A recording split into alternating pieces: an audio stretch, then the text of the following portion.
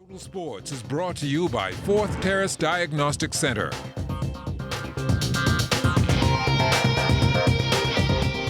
Welcome to sports, everybody. The countdown is on to the start of the North American Optimist Sailing Championships in Montague Bay. Charles Fisher joins us with the preview. Yes, good evening, Johnny. The championships are just days away, and preparation is also underway as these young skippers are making sure their sloops are ready for competition. A few of the teams arriving in the Bahamas ahead of schedule, not only to get climatized, but to also avoid those travel delays. A lot of the teams are here because the countries that they're from are being affected by adverse weather. So they thought they would get out while the getting was good, just in case the airports got closed and they wouldn't be able to get here. So rather than not get here, they'd get here early. So we're seeing a lot of teams that we weren't expecting till Thursday and Friday. The young skippers could be seen Tuesday morning at the Nassau Yacht Club, rigging and making sure their boats are ready. One of those teams here is Bermuda. Millie Lewis and Rachel Butter ready to test the waters. I hope I do well. I mean, in previous regattas I might not have done as well as I hoped, but I hope that this regatta will be different. I'm glad that I made it, and I'm excited for this. We've got some strong people. We had 2 people in top 11 at the World, so I think we'll do pretty well at this regatta. We've been training a lot. We had a clinic the last week of summer, so yeah, I'm ready. Peru have traveled thousands of miles with one of the largest contingent, and they are being led by Santiago Ginan and Mateus Guerrero.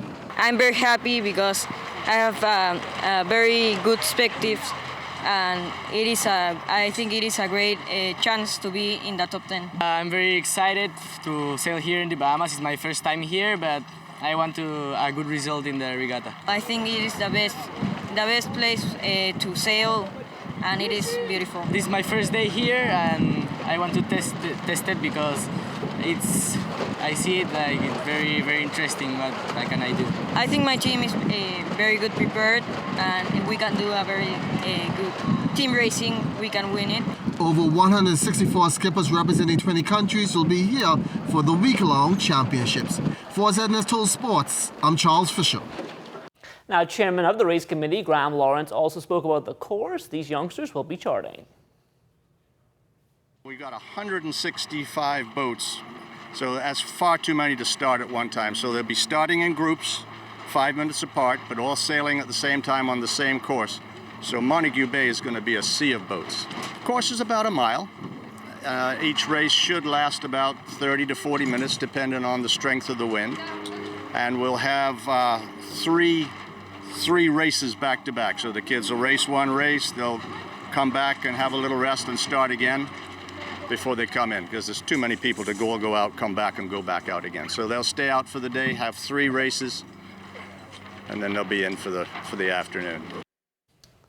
3 days to go until the start of the IAAF World Track and Field Championships in Doha, and only 50,000 tickets have been sold so far. Now, with ticket sales going so slow, it's been challenging for organizers, so they're thinking about giving away free tickets in order to boost attendance. Now, the final list of confirmed athletes include more than 1,900 from 210 countries. That's 1,054 men and 918 women. Now, we can tell you the Bahamas among those countries taking part. Lathon Colley, one of those athletes who will be on the runway for the men's triple jump. This is my first World Championship, so basically I'm going in to try to get into the finals. I want to possibly put my name out there, the Van Zandt, and pave the way, so it's just only right to follow through in this path and possibly be even better.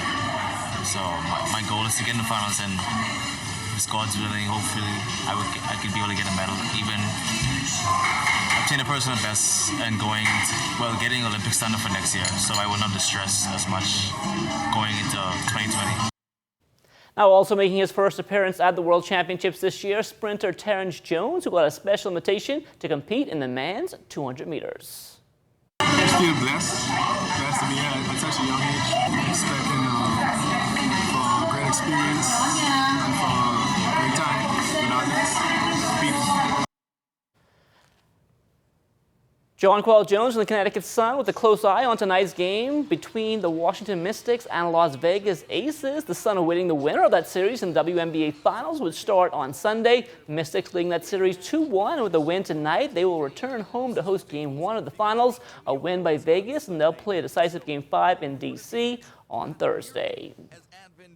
In his latest effort to support hurricane victims, DeAndre Ayton of the Phoenix Suns, we can tell you he had another special event last night in Phoenix at Scottsdale's Ocean 44. Ocean 44, they will match 100% of the proceeds from the event last night. Ayton himself already making a $100,000 personal donation earlier this month to relief efforts, and also hosting a donation drive with two of the Fry's food store locations in Phoenix. They garnered supplies such as toiletries, non-perishable food items, and more. Now, this coming Thursday, September 26th, DeAndre will be at the Champ store in Phoenix for a special Q&A and meet and greet with Puma Hoops. Fans will get a chance to be one of the first to preview and purchase his first shoe collaboration with Puma.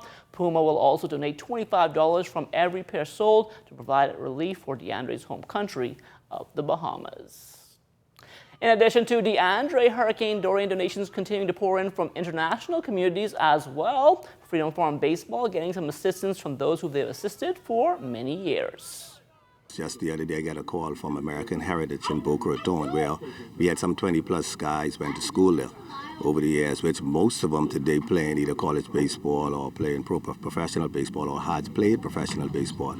And of course, Mr. Stone and Coach Mazda have reached out and say, listen, we want to help, and they're doing the same thing. I sent a list from Nemo of the items that they asking for, and they today, I understand, is also doing a drive to collect items for the kids down here. As a matter of fact, they want to come down here as soon as the items arrive. The Lady Defenders off to a winning start as the Province Volleyball Association got underway with play in its 2019-2020 season on Sunday at the Donald Davis Gym. For Defenders coach Jason Saunders, it's all about staying true to the process. The first game of the season is not the game you want to be at your peak. You want to build toward the championship. And as I said to the young ladies, that is what our intentions are. And not only in regular season, but most of these young ladies, they're going to be trying for our national teams. And so we want to have them peak right in time for national team trials with a view to them making our national team and hence representing our country well.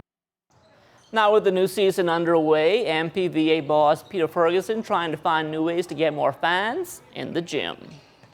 What we did this year is we just created a new website, npva.website. So hopefully through the website and Facebook, social media, we can push to get more fan participation.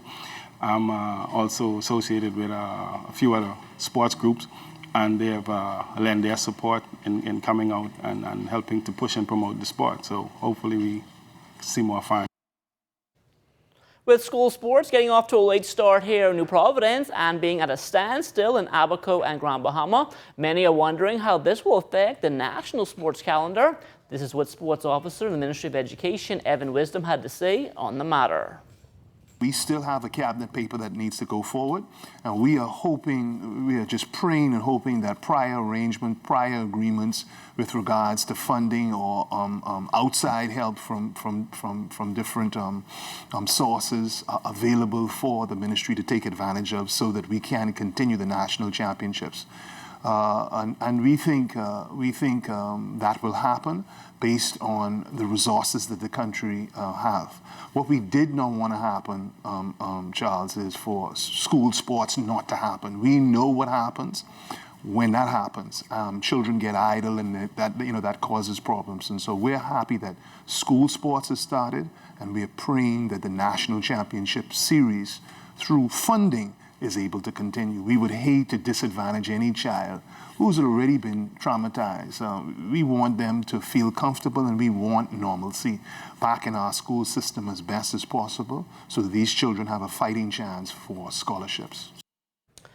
Week 2 of the City Bowling League on the lanes last night at Mario's. Kevin B. Williams came to play. He had a .235 game and a 6:29 three-game set to lead the Ashore-Win Pocket Policers past Checkers Cafe 2-1. Williams' teammate Kelsey Roll a good night as well, a 6-10 set. Ricardo roll blasting the pins for a huge 256 game as the E&U Water Coolers flipping the script and turning the lights out on the BPL Shockers. They won 2-1. The Water Coolers also getting a respectable 5-43 set from Tara Johnson. Janice Hoyt, she had a 2-1 game on a 5-25 set as the 10-back Strikers Lee's Motorworks squad went down 2-1 to Carib Construction. Joanne Powell of Bahamas Air struck for a 197 game as the Flyers were shut out 3-0 by the Island Game Strokers. Elsewhere, Telco Enterprises putting a blank job on Clayton Gardner and Associates. The Avengers, they got a perfect night and went up against the 10-pin Warlords, winning there, while the NUA Crusaders, they got past the Brooklyn Strikers 2-1. In terms of the standings, Island Game sitting on top at 6-0. The Avengers are 5-1. Telco and NUA, they're in a tie for third at 4-2. And that will do it for sports. The Bahamas Tonight comes back after the break. ZNS Total Sports is brought to you by 4th Terrace Diagnostic Center.